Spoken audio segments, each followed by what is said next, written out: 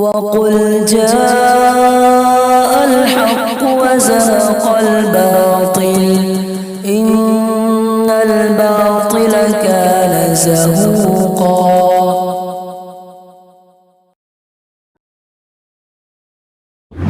بسم الله الرحمن الرحيم. عما يتساءلون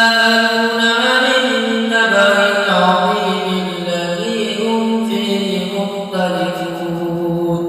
كلا سيعلمون ثم كلا سيعلمون ألم نجعل الأرض مهادا والجبال أوتادا وخلقناكم أزواجا وجعلنا نومكم سباتا وجعلنا الليل لباسا وجعلنا النهار معاشا وبنينا فوقكم سبعا شدادا وجعلنا سراجا وهاجا وأنزلنا من المعصرات ماء ثجاجا لنخرج به حبا ونباتا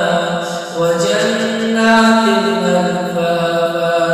إن يوم الفصل كان ميقاتا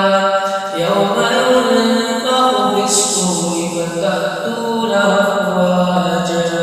وفتحت السماء فكانت أبوابا وسيرت الجبال فكانت سرابا إن جهنم كانت مرصادا للطاغين مآبا لابثين فيها أحقابا لا يذوقون فيها بردا ولا شرابا إلا حميما وغساقا جزاء وفاقا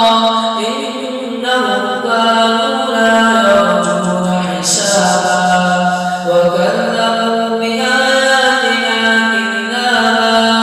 وكل شيء أحصيناه كتابا فذوقوا فلن نزيدكم إلا عذابا إن للمتقين مفازا حدائق وأعنابا وكواعب أترابا وكأسا دهاقا لا يسمعون فيها لغوا ولا كذابا جزاء من ربك عطاء حسابا رب السماوات والأرض وما بينهما الرحمن لا يملكون منه خطابا يوم يقوم الروح والملائكة صفا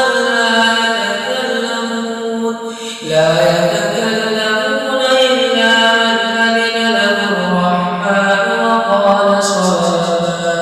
ذلك اليوم